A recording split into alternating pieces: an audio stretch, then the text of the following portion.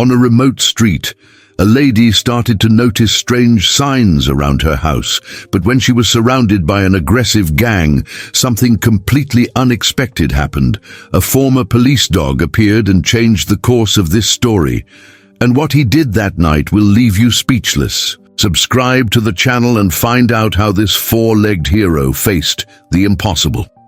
In the outskirts of Oak Ridge, Vermont, where maple trees stood like ancient guardians and the whisper of wind through leaves composed nature's symphony, Martha Caldwell had found her sanctuary. After 35 years as a high school librarian in Boston, she had traded the cacophony of urban life for the rhythmic simplicity of rural existence. Her white clapboard house, with its wraparound porch and blue shutters, sat comfortably at the end of Willow Lane, a quiet street where neighbors knew each other by name, and the most exciting event was usually Mrs. Peterson's prize-winning dahlias, blooming earlier than expected.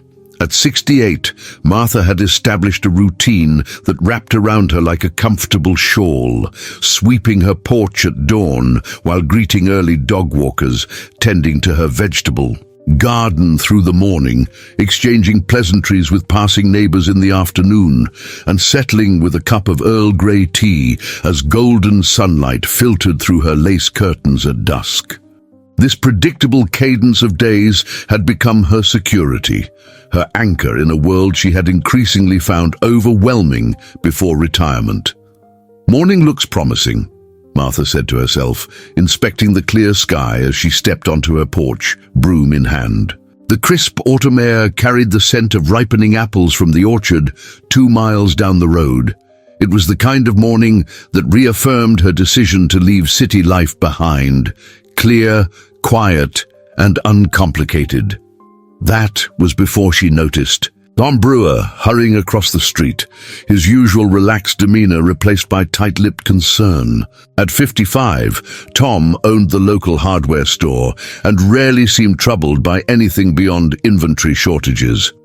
"Martha," he called, slightly out of breath, "did you hear about the Richardsons' place?" She leaned her broom against the railing. "No, what happened?" "Someone broke into their shed last night, tools gone, expensive ones too." Tom lowered his voice despite the empty street. "Third incident this month in the area." Martha felt a small knot form in her stomach.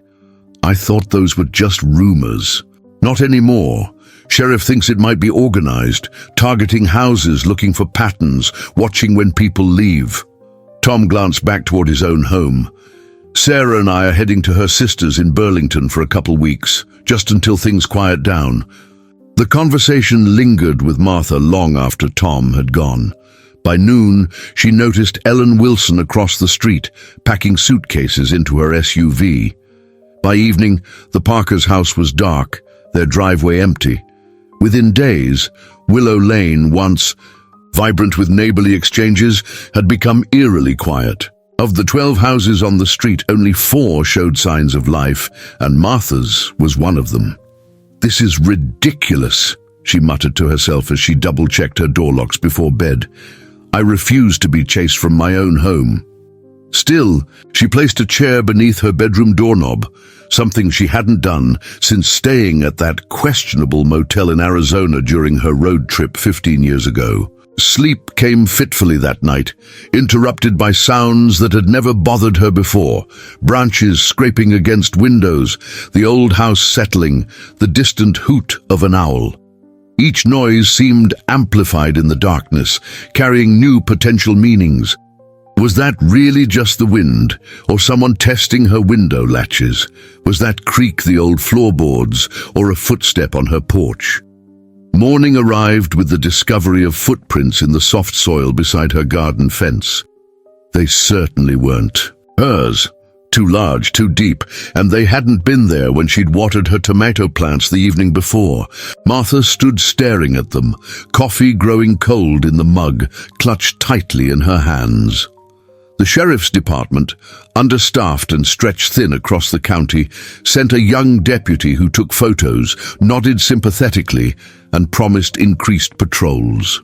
But Martha knew what that meant in a rural area with limited resources, perhaps one additional drive-by every other day, if she was lucky. "Just be vigilant, ma'am," the deputy had said, tipping his hat as he left. "And maybe consider staying with family until we sort this out." Done so. But Martha had no family to speak of. Her husband Robert had passed away 8 years ago, and their only son lived in Seattle with his wife and children, both too busy with demanding careers to accommodate an extended visit from her. Besides, this was her home. She had worked too hard, saved too carefully for this retirement haven to abandon it at. The first sign of trouble. So Martha Caldwell did what librarians do best.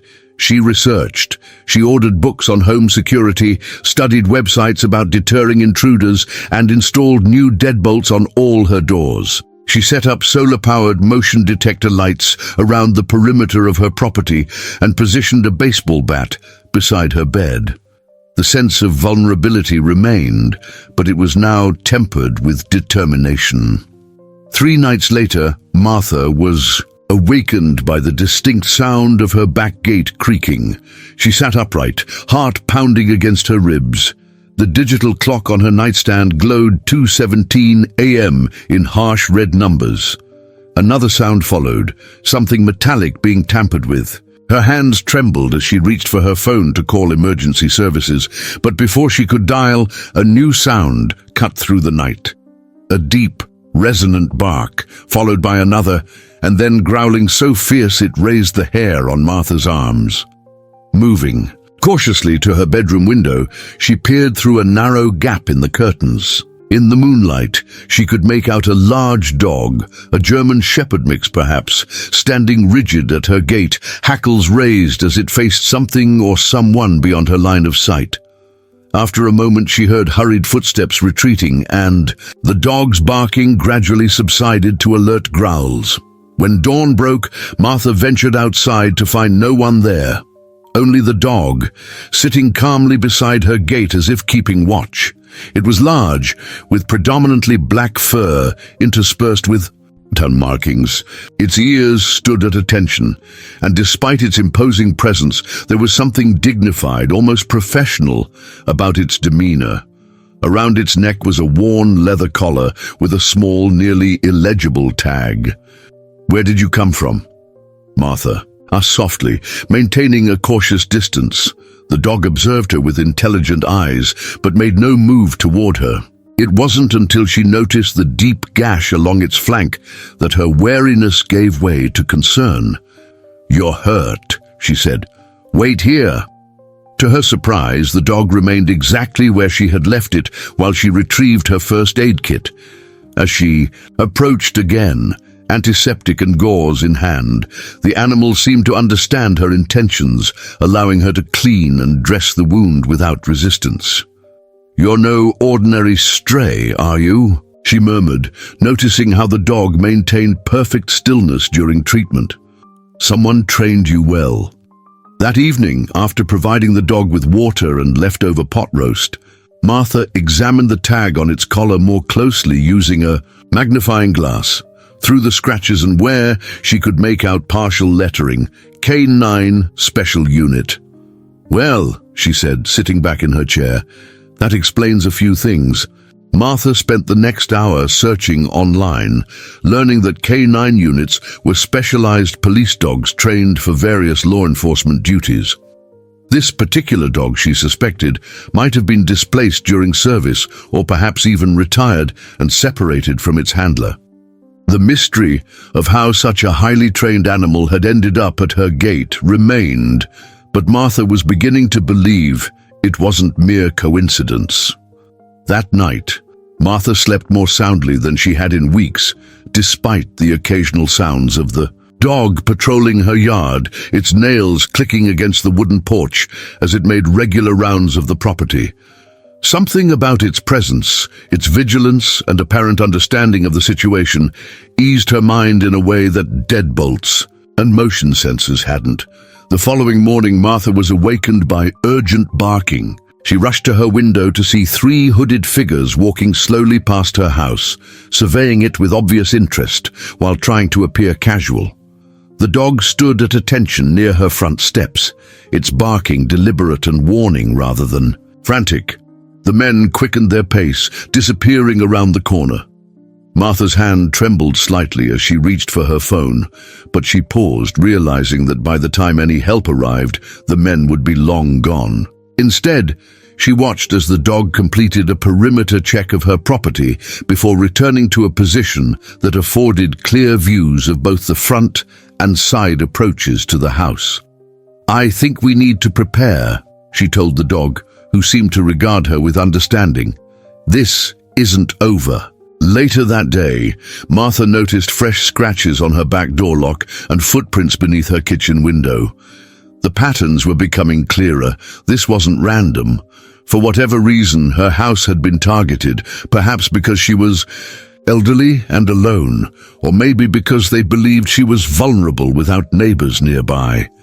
As evening approached, bringing with it a gathering storm that sent wind gusts rattling through the maple trees, Martha surveyed her preparations. Furniture strategically positioned against vulnerable windows, emergency contacts programmed for speed dial, flashlights placed throughout the house in case of power failure, and most importantly, her new guardian positioned at the front door, alert and ready. "I don't know who you are," she told the dog as thunder rumbled in the distance, "or why you chose my gate, but I'm certainly glad you did." The dog's ears perked up at her words, and for a moment Martha could have sworn she saw something like recognition in those watchful eyes, as if this sentinel understood exactly what was at stake, and precisely what role it had chosen to play in the tense drama unfolding on Willow Lane. The storm that had threatened all evening finally broke shortly after midnight, unleashing sheets of rain against Martha's windows and sending thunderclaps echoing through the empty street. Sleep eluded her as she sat at her kitchen table, a steaming mug of chamomile tea warming her hands. The dog, whom she had started calling Sergeant for lack of a better name, lay at her feet, ears constantly adjusting to track sounds beyond the storm's fury. "What are we going to do, Sergeant?" she asked quietly. The animal raised its head, those intelligent eyes fixed on her face. "I can't just keep waiting for something to happen." As if in response to her words, the power flickered once, twice, and then died completely, plunging the house into darkness. Martha's hand immediately found the flashlight she'd placed on the table. The beam illuminated Sergeant, now fully alert, head turned toward the back door. "What is it?" Martha whispered, her throat suddenly dry. A moment later, she heard it too, a soft scraping sound coming from the direction of her back porch. Sergeant rose silently, moving toward the sound with practiced stealth. Martha followed, her heart hammering against her ribs. Through the kitchen window, the flashlight beam revealed a figure in a dark raincoat, working at the lock with some kind of tool.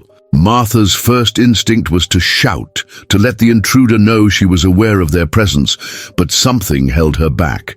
Instead, she watched as Sergeant positioned himself directly in front of the door, his posture transforming from alert to threatening.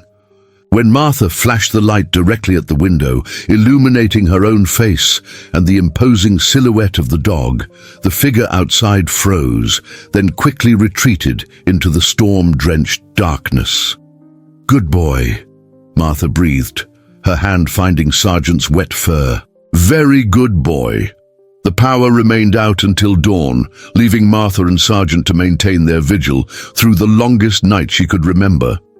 When morning finally arrived, Martha ventured outside to discover more troubling evidence. A section of her fence had been partially cut. A window screen had been removed, but left leaning against the house, and muddy footprints led in various directions around her property. "They're testing our defenses," she told Sergeant, who sniffed diligently at each point of attempted entry, getting bolder. Martha spent that day reinforcing what she could, hammering extra boards across vulnerable windows, wedging doorstops under every door, and even stringing empty tin cans along sections of her fence as a makeshift alarm system. All the while, Sergeant maintained his patrol, occasionally disappearing into the brush at the edge of her property before returning to her side. Around midday, as Martha was arranging supplies in her kitchen, candles, matches, non-perishable food, a vehicle pulled into her driveway. Her hand instinctively reached for the baseball bat she now kept near the door, but she relaxed slightly when she recognized Sheriff Dan Holbrook's official truck. "Afternoon, Martha," the sheriff said as she opened the door. He was a barrel-chested man in his 50s with salt and pepper hair and crow's feet around eyes that missed very little. His gaze immediately landed on Sergeant, who had positioned himself slightly ahead of Martha. "I see you've got company." "He showed up a few days ago," Martha explained. "Been keeping watch." Dan knelt slowly, extending his hand for Sergeant to sniff. The dog remained cautious but didn't growl. Military trained by the looks of him, maybe even police. That's a K9 unit tag on his collar. "I noticed that.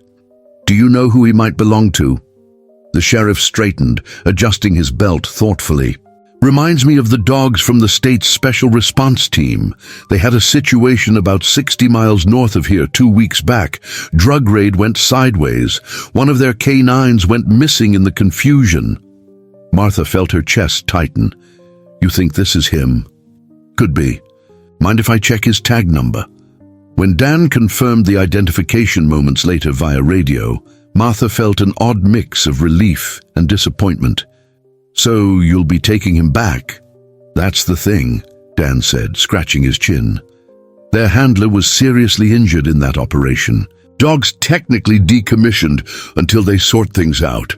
Administratively, might be months." He studied Martha's face carefully. "Unless there's an immediate need, I'd say he's found where he wants to be for now."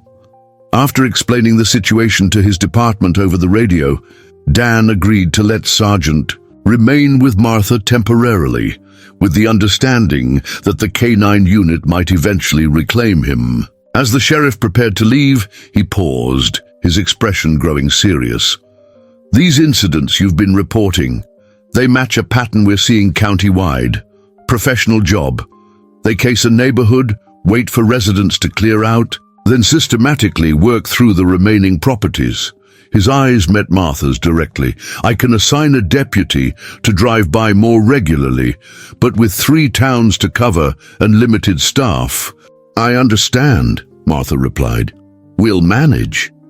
Dan glanced at Sergeant. "I believe you will. That dog's got more training than most of my deputies.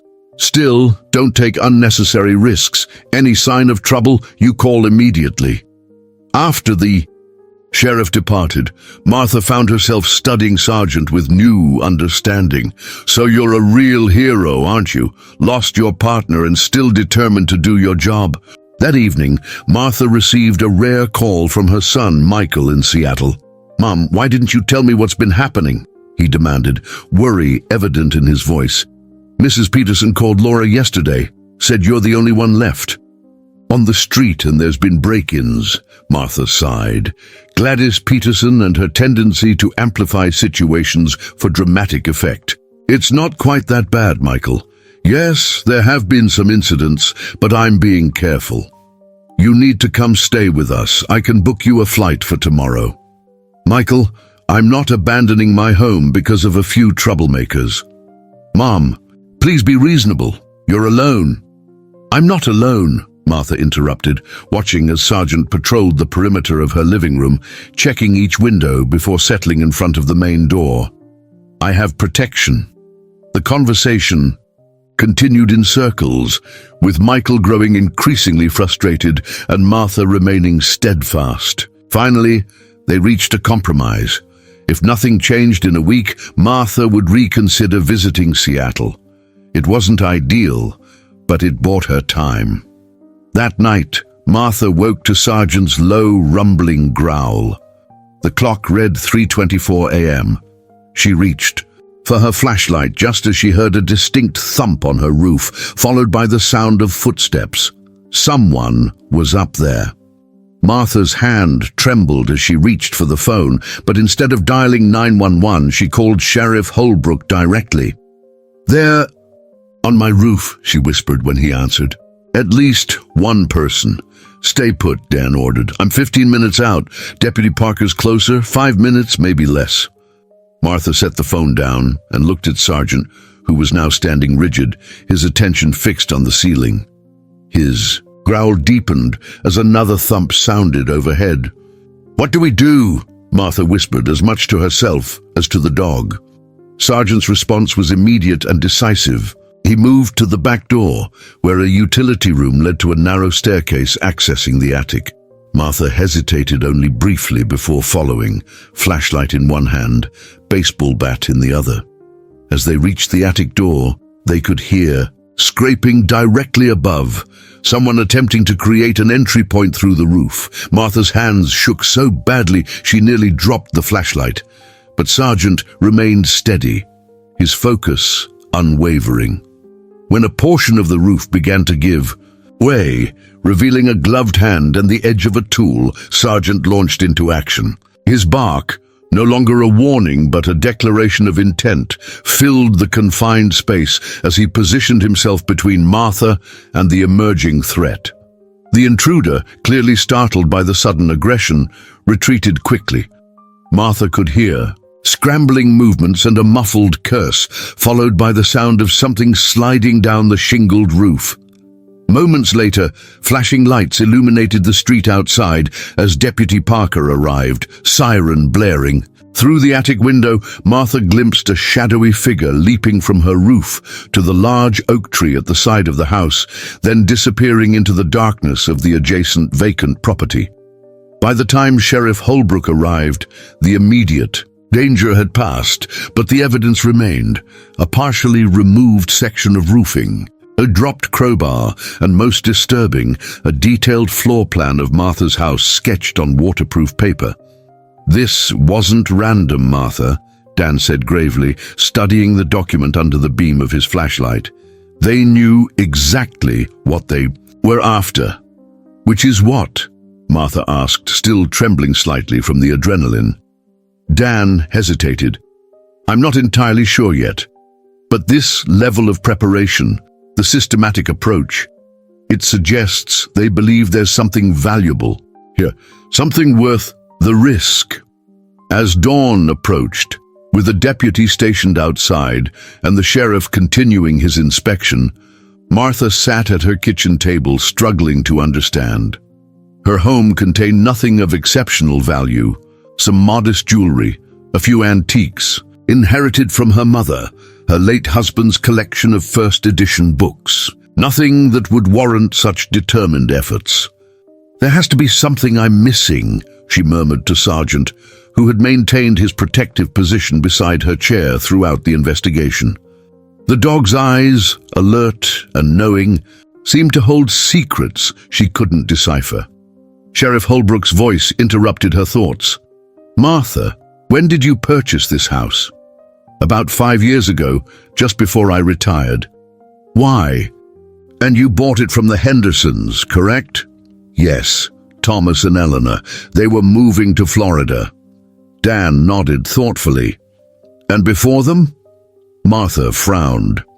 "I believe the realtor mentioned it had been vacant for some time. Estate sale, if I recall correctly. The previous owner had passed away." "Harold Kinsey," Dan said quietly. "Name mean anything to you?" Martha shook her head. "Should it?" The sheriff sighed, rubbing his tired eyes. "Maybe not. But Kinsey was something of a local legend, eccentric old millionaire who became increasingly paranoid in his later years. Rumors were he converted much of his wealth to physical assets, gold, jewelry, rare coins, and hid them somewhere on his property." Martha stared at him. "You think there's some kind of treasure hidden in my house? That's absurd." "Probably is," Dan agreed, "but someone believes it enough to go to extraordinary lengths, and that makes your situation more dangerous than I initially thought." As the sheriff outlined additional security measures and promised increased patrols, Martha found herself studying her familiar home with new eyes. Every crack in the floorboards, every unusual feature of construction now carried potential significance. Could there really be some hidden cache concealed within these walls? And if so, how had she lived here for 5 years without discovering it? More troubling was the realization that the threat wasn't going to simply disappear. Whoever was behind these attempts clearly had resources, determination, and most worryingly, detailed information about her property. They would return, perhaps with greater numbers or more aggressive tactics. "I'll assign a deputy to stay with you," Sheriff Holbrook offered as he prepared to leave, "at least until we can arrange more permanent protection." Martha glanced at Sergeant, who had moved to the window, his attention fixed on something outside. "I appreciate that, Dan, but I don't think it's necessary. I have what I need right here." The sheriff followed her gaze, nodding slowly in understanding. "He's certainly proven his worth. But remember, Martha, he's just one dog, and these people are professionals. Don't underestimate them." As Dan's vehicle disappeared down the quiet street, Martha turned to find Sergeant watching her intently, as if waiting for a decision, a path forward. "Well," she said, straightening her shoulders, "it seems we have work to do, Sergeant. If someone thinks there's treasure hidden in these walls, perhaps we should find it before they do." The next morning brought unexpected brightness after the storm. Sunlight streaming through Martha's kitchen windows as she spread out property documents across the table. If Harold Kinsey had indeed hidden valuables somewhere in the house, perhaps there would be clues in the original blueprints or renovation records. Sergeant lay nearby, his watchful gaze alternating between Martha and the windows, ever vigilant. "This house was built in 1887. Martha murmured, studying a yellow document she'd retrieved from her filing cabinet. "Renovated in 1923, 1956, and 1994. She glanced around the kitchen. There are bound to be hidden spaces, unusual construction features. A knock at the door sent Sergeant immediately to his feet, a low growl forming in his throat until Martha placed a calming hand on his head. "It's all right," she assured him, recognizing the silhouette through the curtained window. "It's just Elaine." Elaine Crawford, the local historical society president and Martha's occasional bridge partner, stood on the porch, clutching a large leather portfolio. At 72, Elaine's energy belied her years, her silver hair styled in a fashionable bob and her eyes bright with perpetual curiosity. "Martha, dear," she began, barely waiting for the door to open completely. "Sheriff Holbrook called and explained everything. I've brought everything we have on the Kinsey property." Her words halted abruptly as she spotted Sergeant. "Oh my, that's quite the companion you've acquired." After brief introductions and assurances that Sergeant wouldn't object to Elaine's presence, the two women spread additional documents across Martha's dining room table. Historical photographs, newspaper clippings, and hand-drawn maps of the original property, which had once encompassed 10 acres rather than Martha's current half-acre lot. Harold Kinsey was a fascinating character, Elaine explained, sorting through sepia-toned photographs. Made his fortune in lumber, then later in railroad investments. Very private man, especially after his wife's passing in 1973. That's when the rumors about his eccentricities began. Martha studied a photograph showing a stern-faced man with a thick mustache standing proudly before the house. Her house in what appeared to be the 1960s. What kind of eccentricities? Oh, the usual wealthy paranoia, distrust of banks, government conspiracy theories. But more interestingly, he developed an obsession with security systems and hidden compartments. Elaine withdrew a newspaper, clipping dated June 1981. There's a quote here from a contractor who worked on the house, says Kinsey had him install more secret panels and hidden safes than a carnival funhouse. The contractor claimed he was blindfolded before working on certain sections. Martha felt a chill despite the warm sunlight filling the room. "And you think something valuable might still be hidden here? After all these years and multiple owners?" Elaine's eyes sparkled with excitement. "The Hendersons only lived here 3 years, and they were elderly with mobility issues, unlikely to have discovered anything in hard-to-reach places. Before them, the house sat vacant for nearly a decade after Kinsey's passing, with his estate tied up in legal disputes. And according to local gossip, none of Kinsey's relatives ever found his rumored fortune. The implications hung in the air between them. If Elaine's historical research suggested hidden valuables, others might have reached the same conclusion, including whoever was targeting Martha's home. As they continued sorting through documents, a particular blueprint caught Martha's attention. It showed renovations from 1973, the year of Mrs. Kinsey's passing, with unusual modifications to the house's structure. "Look at this," Martha said, pointing to a section of the drawing. "This wall between the living room and study is marked as twice as thick as standard construction would require." Elaine adjusted her reading glasses. "And see these notations? There appears to be some kind of void space behind the main staircase that doesn't connect to any room." Their investigation continued through the afternoon, revealing more anomalies. A chimney that extended below the foundation with no apparent purpose, unusual plumbing pathways that took circuitous routes through the walls, and electrical conduits that led nowhere according to modern inspections.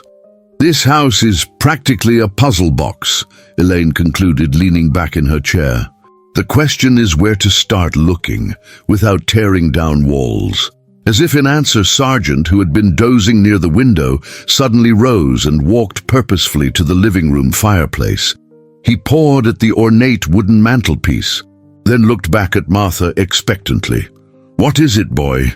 Martha approached, running her fingers along the intricate carvings of the mantel.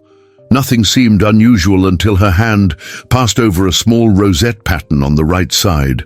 Unlike the other decorative elements, this one had a slight give when pressed. "Elaine," Martha called softly, "come look at this." With trembling fingers, Martha pressed the rosette firmly. A soft click emanated from within the mantel, and a previously invisible seam appeared along its underside. When Martha applied gentle pressure, a narrow drawer slid out, revealing a small leather-bound book. "A diary," Elaine whispered, her eyes wide with excitement.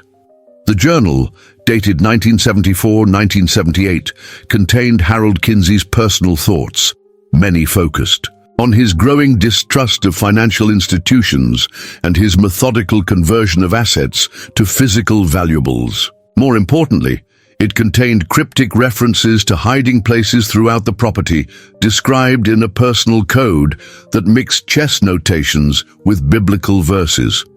"This will take time to decipher," Elaine said, carefully turning the brittle pages, "but it's definitive proof that Kinsey did hide valuables here." Martha felt a growing unease. If we found this so easily, others might have too. Perhaps they've been searching for months, watching the house, waiting for the right opportunity. As evening approached, Martha insisted that Elaine stay the night rather than drive home in the growing darkness. They continued studying the diary, making notes of recurring patterns and possible interpretations of Kinsey's code. Sargent maintained his vigilance, occasionally patrolling the perimeter of the house before returning to his post near Martha. Around midnight, with Elaine having retreated to the guest room, Martha sat alone in the kitchen, the diary open before her. One passage particularly troubled her. "The primary vault remains secure. The mechanism is elegant in its simplicity, hidden in plain sight where daily passage occurs without notice." "Where daily passage occurs," Martha repeated softly to herself. Her eyes drifted to the hallway leading from the kitchen to the front entryway, a path she traversed countless times each day without thought. Rising slowly, Martha examined the hallway with new awareness. The wooden floorboards, worn smooth by decades of footsteps, the wainscoting that lined the lower half of the walls, the small alcove that housed an antique telephone table. It was this last feature that now captured her attention. The alcove seemed unnecessarily deep for its purpose, extending farther into the wall than the small table required. Martha knelt, running her fingers along the baseboard beneath the table. Nothing unusual, but when she removed the small drawer from the table itself, she noticed something odd about the back panel of the alcove, a slight difference in the wood grain pattern. Her heart racing, Martha pressed against various points of the panel until, with a satisfying click, a section gave way, revealing a small keyhole. "Elaine!" she called softly, not wanting to wake her friend if she had fallen asleep. When no response came, Martha returned to the kitchen where she'd left her phone, intending to text Sheriff Holbrook about her discovery. That's when she noticed Sergeant standing rigid by the back door, his hackles raised. Before Martha could react, the distinctive sound of breaking glass came from the direction of her sunroom, followed by hushed voices and the beam of a flashlight cutting through the darkness. They were here. Martha's training as a librarian had never prepared her for such a situation, but years of responding to emergencies, medical incidents with elderly patrons, disruptions from troubled teens, even a small fire in the reference section, had taught her to think clearly under pressure. She moved silently to the kitchen counter, retrieving her phone and the small canister of pepper spray she'd begun carrying since the troubles started. As she prepared to call for help, Martha realized with horror that her phone displayed no signal. Something was jamming the connection. The intruders had come prepared. Martha's options narrowed dramatically. The front door meant crossing directly past the hallway where she'd just found the keyhole, potentially encountering intruders. Moving through the house, the back door would take her through the kitchen and past the sunroom where she'd heard the break-in. Both choices seemed equally dangerous. Sergeant made the decision for her. With determination in his stance, he moved toward the hallway, positioning himself between Martha and whatever might come from that direction. His message was clear. "Follow me." Moving as quietly as possible, Martha followed Sergeant through the darkened house, keeping close to the walls to avoid creaking floorboards. They had nearly reached the front door when a beam of light swept across the hall behind them, followed by a gruff voice. "Check upstairs first. Henderson said the old lady sleeps on the second floor." Martha froze, her back pressed against the wall near the alcove she'd been examining earlier. In the dim light filtering through the front windows, she could see Sergeant tensing, preparing to defend her if necessary. But confrontation would be disastrous. There were at least 2 intruders, possibly armed, and help was unreachable. In that moment of clarity and fear, Martha's hand found the exposed keyhole in the alcove panel. Without a key, it seemed useless until her fingers brushed against something metallic wedged into the wainscoting molding just above the alcove. A small brass key, hidden in plain sight for decades, disguised as a decorative element in the wooden trim. With trembling hands, Martha inserted the key into the lock and turned it as silently as possible. The panel swung inward, revealing a dark passage beyond. Without hesitation, Martha slipped inside, Sergeant following closely. She eased the panel closed behind them, just as flashlight beams illuminated the hallway they'd vacated. The hidden passage was narrow and musty, with barely enough room for Martha to stand upright. Sergeant pressed against her legs in the darkness, a reassuring presence as they stood motionless, listening to the intruders moving through her home on the other side of the wall. "I thought you said she'd be alone," one voice hissed. "There's someone in the guest room. Relax, it's probably just some other old lady. Check the bedroom like we planned. Elaine." Martha's heart sank as she realized her friend was in danger. But before she could decide what to do, Sergeant nudged her forward, deeper into the passage. The dog seemed to sense something Martha couldn't. Perhaps another way out, or a safer position from which to call for help. The passage sloped downward, leading beneath the main staircase just as the blueprints had suggested. After about 20 feet, It opened into a small room that smelled of old paper and metal. Martha couldn't see in the absolute darkness, but her hands found what felt like a desk or table against one wall. Patting her pockets, Martha remembered the small pen light she kept on her keychain. She clicked it on, its modest beam revealing what appeared to be Harold Kinsey's secret study. A small desk covered in ledgers and notebooks stood against one wall. Filing cabinets lined another. And most remarkably, a vintage telephone sat on a small table, one that looked surprisingly operational. Martha approached it cautiously, lifting the receiver to her ear. To her astonishment, she heard a dial tone. Kinsey had installed a separate phone line to his secret room, one that apparently remained connected after all these years. With shaking fingers, Martha dialed Sheriff Holbrook's direct number, which she'd memorized earlier that week. "Dan Holbrook," came the immediate response. "Dan, it's Martha," she whispered. "They're in my house. At least 2 men. Elaine is in danger." "Where are you?" The sheriff's voice sharpened with concern. "In some kind of hidden room off the hallway. Please hurry." 5 minutes, he promised. "Can you stay hidden?" "Yes, but Elaine—" "Stay put, Martha. That's an order." After hanging up, Martha turned her attention to the room itself. The penlight revealed more details: maps of the property pinned to a corkboard, a small safe built into the wall, and most interestingly, a series of small monitors connected to what appeared to be a primitive closed-circuit television system. "He was watching his entire property," Martha murmured, examining the dusty equipment. Though clearly inactive for decades, the system suggested that Harold Kinsey's paranoia had extended to comprehensive surveillance. More crucially, it meant there might be additional passages throughout the house, perhaps even alternative exits. Sergeant moved restlessly in the confined space, his attention fixed on a particular section of the wall opposite the desk. Martha directed her penlight there, revealing what appeared to be another door, this one secured with a simple sliding bolt rather than a lock. "Good boy," she whispered, sliding the bolt open.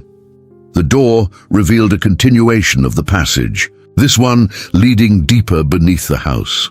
Martha hesitated, torn between waiting for the sheriff as instructed and potentially finding a way to help Elaine.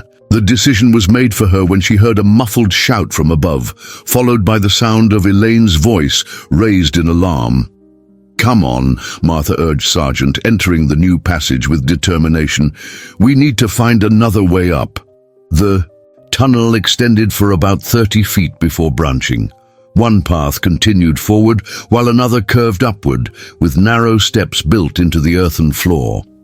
Martha chose the steps, climbing carefully with Sergeant close behind. This section eventually led to another panel, similar to the one in the hallway alcove. Martha pressed her ear against it, hearing nothing from the other side. After a moment's hesitation, she located the release mechanism, a simple latch similar to those on old cabinet doors, and pushed it gently. The panel opened into what Martha recognized as her own bedroom closet. The house was eerily quiet now, but flashlight beams still moved visibly beneath her bedroom door. Martha froze, hardly daring to breathe as footsteps approached her room. "Nothing in the office," a voice reported. "No safe, no hiding spots like Henderson described." "Keep looking," another replied. "The old man's diary mentioned multiple locations. The main vault has to be here somewhere." Martha's mind raced. They knew about the diary, which meant her discovery in the fireplace wasn't as serendipitous as it had seemed. Someone had been watching, gathering information, perhaps even entering her home while she was away. A sudden commotion downstairs interrupted her thoughts. The unmistakable sound of the front door being forced open, followed by Sheriff Holbrook's authoritative voice announcing police presence. The intruders responded with alarm, their footsteps retreating hastily toward the back of the house. Sergeant tensed beside Martha, a low growl building in his throat. Before she could restrain him, he burst through the bedroom door, racing toward the fleeing intruders with singular purpose. Martha followed, fear for Sergeant overriding her own safety concerns. The scene downstairs was chaotic. Sheriff Holbrook and 2 deputies had entered through the front, while the intruders, 3 men in dark clothing, were attempting to escape through the sunroom. Sergeant had positioned himself to block their exit, his training evident in his controlled aggression. One intruder made the mistake of trying to kick Sergeant aside. The dog's response was immediate and precise, latching onto the man's arm with calculated force, enough to immobilize but not maim. "Police! Freeze!" Sheriff Holbrook shouted, his weapon drawn. 2 of the men surrendered immediately. The third, still struggling with Sergeant, reached into his jacket. Martha felt her heart stop, fearing a weapon, but Deputy Parker tackled him before he could retrieve whatever he'd been reaching for. In the aftermath, with the intruders secured, and Delane shaken but unharmed, Martha found herself sitting on her porch swing, a blanket around her shoulders, and Sergeant resting vigilantly at her feet. The night air was cool against her face, a welcome relief after the stuffiness of the hidden passages. "You were right about Kinsey's treasures," Sheriff Holbrook said, settling beside her. "These men are part of a group that specializes in targeting properties with historical value or rumored caches. They've been working this county for months." Martha nodded, too exhausted for surprise. "How did they know about the diary?" "That's the interesting part," Dan replied. "One of them was a distant relative of Kinsey's who'd been passed over in the will. He'd heard family stories about hidden wealth and had been tracking the property for years, waiting for the right opportunity. As dawn approached, bringing with it the promise of safety and resolution, Martha gazed down at Sergeant, who had remained steadfastly by her side throughout the ordeal. "What happens to him now?" she asked quietly. Sheriff Holbrook followed her gaze, a smile softening his weathered features. "Well, officially, he's still decommissioned from active service. His handler's still recovering, might not return to field work." He paused meaningfully. "Canine units like him don't always adjust well to civilian homes, but in this case, seems like he's already chosen his new post." Martha felt something warm unfurl in her chest, a feeling of rightness, of pieces falling into place. "I think we've both found what we needed," she said, her hand resting gently on Sergeant's head as the first light of morning illuminated Willow Lane. 3 weeks after what locals now referred to as the Kinsey incident, Martha sat at her kitchen table surrounded by documents, photographs, and a growing stack of inventory lists. Harold Kinsey's secret vault, finally discovered behind a false wall in the basement, had yielded treasure beyond anyone's expectations. Gold coins, rare stamps, vintage jewelry, and stock certificates from companies long since evolved into modern corporate giants. The estimated value is approaching $2 million, the estate attorney Jeffrey Mills explained as he adjusted his wire-rimmed glasses. "Once we've completed the authentication process for all items, it could be substantially more." Martha nodded, still struggling to reconcile the quiet life she'd built with the historical drama unfolding around her. "And the legal situation?" "Quite straightforward, actually," Mills replied. "Vermont law is clear on found property. Since these items were concealed on your property and have remained unclaimed for over 20 years, they legally belong to you as the property owner, minus applicable taxes, of course." "That doesn't seem right," Martha said, studying a photograph of Harold Kinsey. "He intended this wealth for someone." According to the sheriff's investigation, Kinsey's known heirs all received their inheritance. This cash was deliberately hidden from the estate process. Mills pushed a document toward her. "However, if you wish to distribute some portion to Kinsey's descendants, we can arrange that as a voluntary gift." Martha signed the form authorizing a search for living relatives. Whatever the law might allow, her conscience required sharing this unexpected windfall with those who shared Kinsey's blood, if any could be found. Outside, spring had arrived in earnest on Willow Lane. Cherry blossoms framed Martha's view of the street, where moving vans and repair trucks signaled the neighborhood's revival. The capture of the organized group targeting rural properties had restored confidence, bringing residents back to their homes. Martha could see Tom Brewer across the street repainting his porch, while the Wilson children rode bikes in their driveway for the first time in months. Sergeant, now officially renamed Sentinel after Martha had discovered his original K9 name on documentation provided by the state police, dozed in a patch of sunlight by the door. His adoption had been finalized the previous week, with his former handler visiting personally to say goodbye to his partner and thank Martha for giving the dog a new purpose. He was never going to be happy retired, Officer Jason Reynolds had explained, his arm still in a sling from the injury that had ended his field career. Not in a regular home anyway. He needs a mission. The man had knelt painfully, meeting the dog's attentive gaze. Take care of her, Sentinel. This is your post now. The certification making Sentinel a registered therapy and protection animal now hung framed in Martha's hallway, alongside a commendation from the sheriff's department, recognizing both of them for their role in capturing the criminals. A knock at the door pulled Martha from her reminiscence. Sentinel was immediately alert, moving to the entryway with practiced efficiency, but his posture remained relaxed.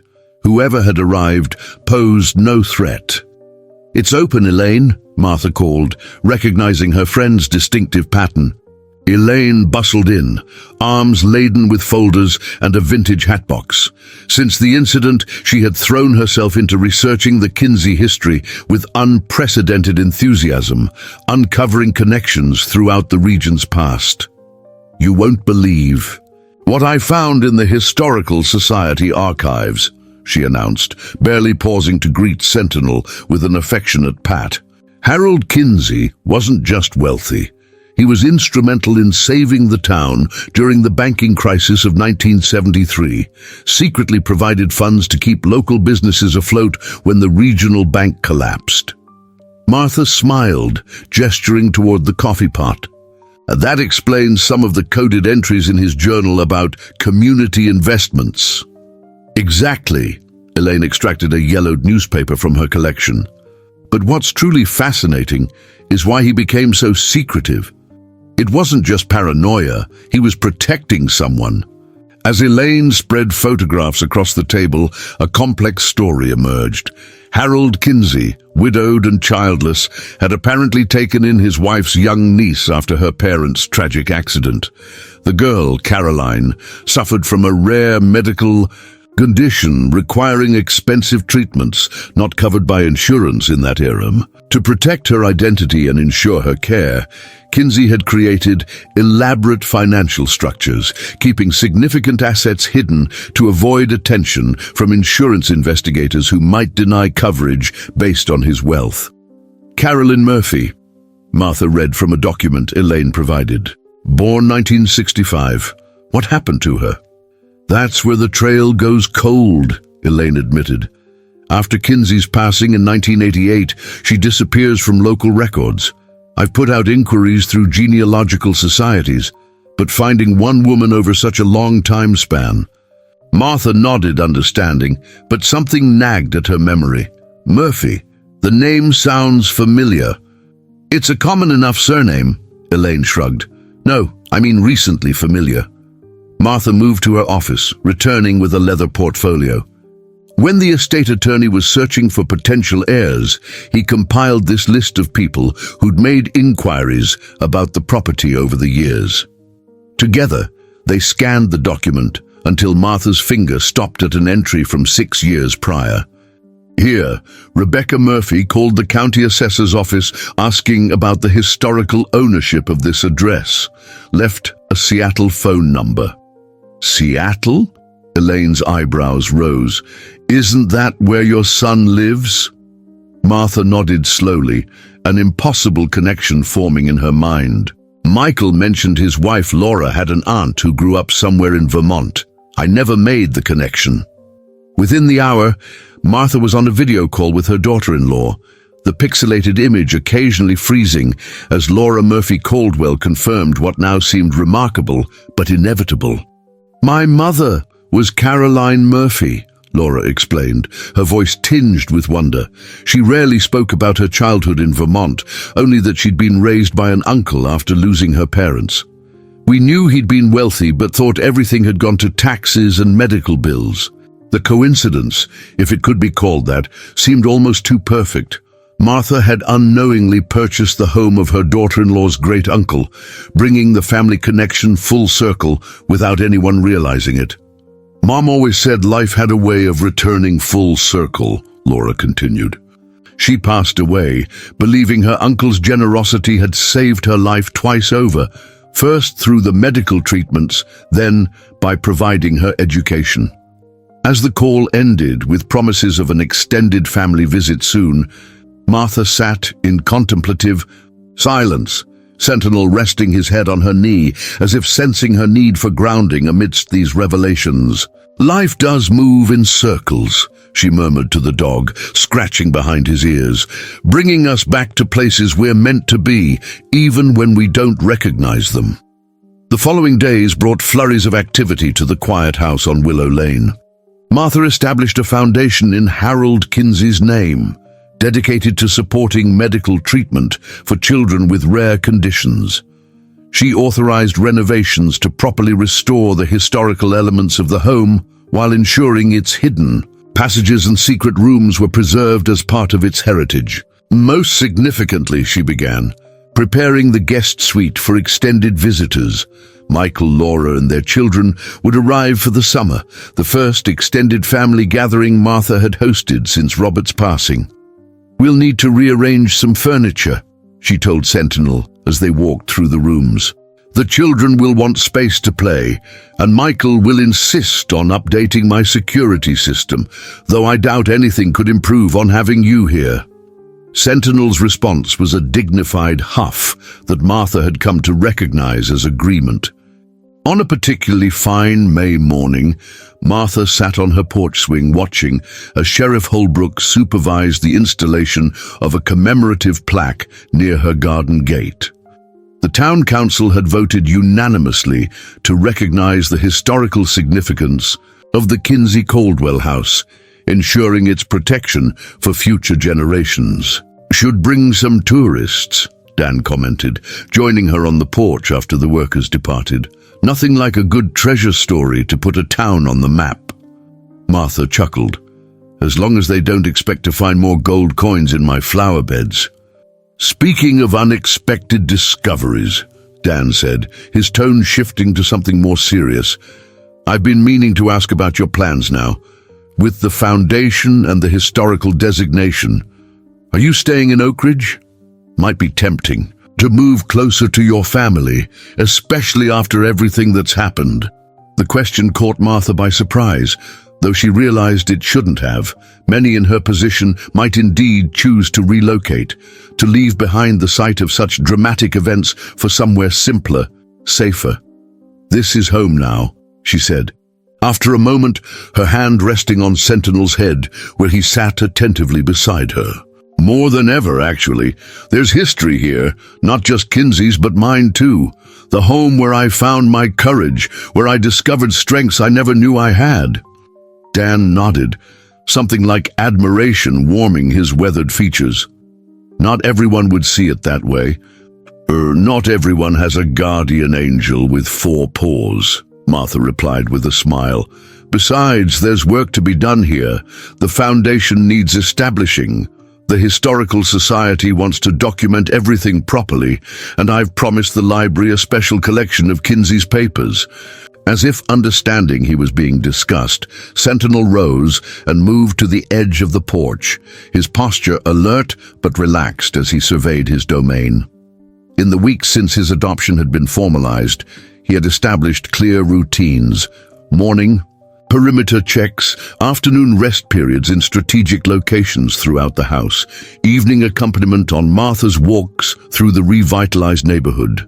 "He's settled in completely," Dan observed. "Hard to believe he was ever anything but a house dog."